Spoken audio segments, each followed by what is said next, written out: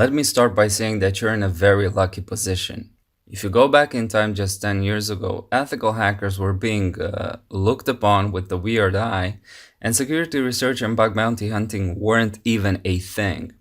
However, as the World Wide Web expanded, the need for security grew, and companies such as Google, Yahoo, Facebook, Amazon, PayPal, and other big players recognized that it might be better to legally encourage and incentivize hackers and security researchers into finding flaws in their assets and reporting them responsibly via security policies and responsible disclosure programs. Throughout this course, I'm going to use terms like hacker, security researcher, and bug bounty hunter interchangeably. So for a few years, it was only the big players that were putting themselves out there for being legally hacked. As time went by, more companies joined in and the need for platforms to manage responsible disclosure programs also grew. Thus appeared websites like HackerOne and Bugcrowd that would serve as intermediates between hackers and companies with an online presence. These platforms would manage the interaction between parties by taking care of the reports being sent by hackers, by setting up policies,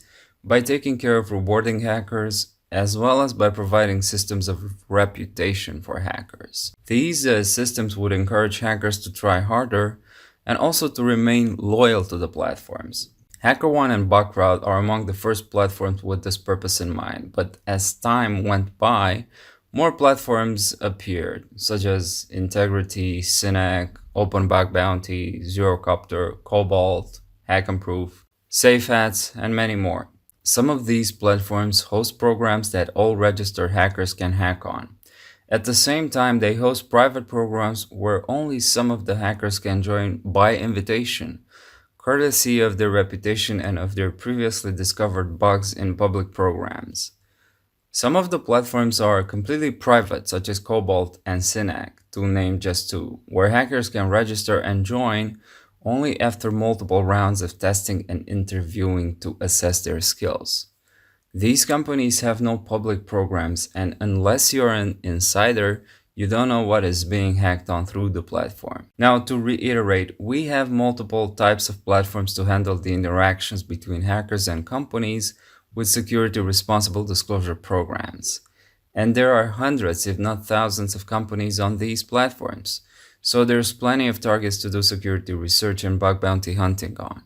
We must not forget one thing though, there are also companies that have responsible disclosure programs that they manage themselves. They might not want to be paying fees to platforms, or they might have other reasons for which they would like to have their responsible disclosure programs handled in-house.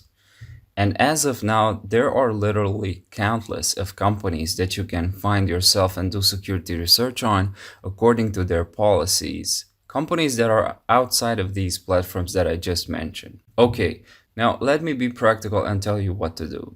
If you have never done security research or bug bounty hunting and want to do it right away, do this. If you want to use a platform, go to hackerone.com or bugcrowd.com or integrity.com and sign up for a researcher account. The sign up and verification process is straightforward, and you should be on your own way to hunting your first target in no time. If you don't want to use a platform and you want to find a company with a responsible disclosure policy, go to google.com and search for in URL responsible disclosure policy and select your choice from the thousands available. Which one is better? Should you use platforms or should you find your own programs?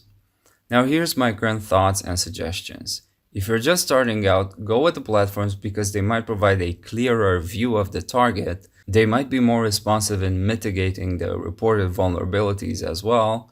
And in some situations, the incentivization aspect of the program might be better taken care of. If you're already familiar with the security research and you feel confident in your skills, go your own way and find programs using the Google Dork or Google search I suggested above.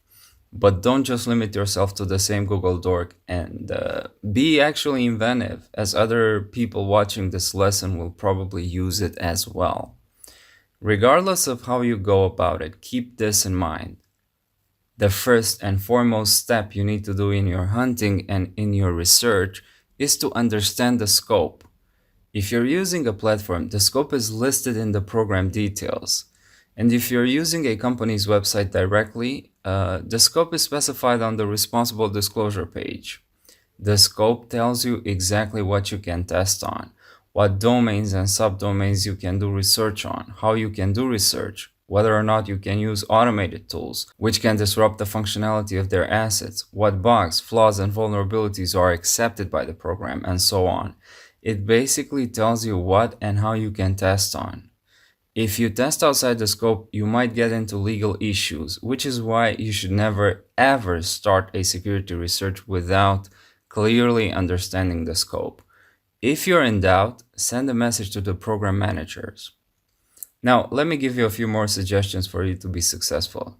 If you're just starting out and you're using a platform, select a program that doesn't pay monetary rewards or financial rewards and has a large scope. Why, you may ask? Well, first off, there are significantly fewer researchers working on these programs, which increases your chances to find valid vulnerabilities. Even though these programs don't pay money for successful reports, they very much likely give you points to your reputation. They also have a Hall of Fame or other forms of incentivization that would encourage you to test them. Plus, hacking for money often puts a lot of pressure on the researcher. And if you're just starting out, there are increased chances for you to burn out and forget about the whole thing even before you've scored your first valid submission. So, a target with no monetary rewards. Second off, a target with a large scope. A large scope gives you a lot of room for testing. It increases your attack space, meaning that it also increases your chances for valid submissions. I cannot stress this enough because I want you to learn from my own mistakes. From the very beginning, I went for targets with cash rewards and small scopes, and the very few vulnerabilities I found and submitted were duplicates or not applicable. I did not burn out because I was very self-motivated. You might not be as motivated as I was, so please take my suggestions. As you score valid bugs on non-cash rewarded programs, it is very likely you will get invitations to private programs that do pay cash. The benefit here is that these private programs have fewer security researchers testing them, which increases your chances to score paid submissions. Now, when it comes to finding your own programs, my suggestion is to send a message to the team handling the responsible disclosure program to get an understanding of their responsiveness. You don't want to be hacking on programs where you submit a potential bug and they respond to your submission weeks or months later. This makes it a bit more challenging when you're self or when you try to be self-sufficient and find your own programs. Now, thirdly, if you want to get into private platforms, do understand that to get on these platforms is a challenge in of itself. Some of them only accept elite hackers/security researchers. Therefore, the programs hosted on these platforms will have fewer eyes competing for valid submissions. It may be much easier to find valid bugs on these private platforms, but it is often very much harder to get through the rounds of testing to be accepted on these private platforms. While on a public platform such as Bugcrowd and HackerOne, where anyone can easily sign up and start hacking immediately, a private platform can accept you only if you've passed weeks of testing, background checks, and interviewing. I know this personally because I research on private platforms as well. If you're just starting out, you will most likely not have the experience to pass the test and join the private platforms, so you should probably stay away from them in the very first place. Leave them for later and instead focus on building a track record of valid submissions through public platforms or through programs that you find yourself.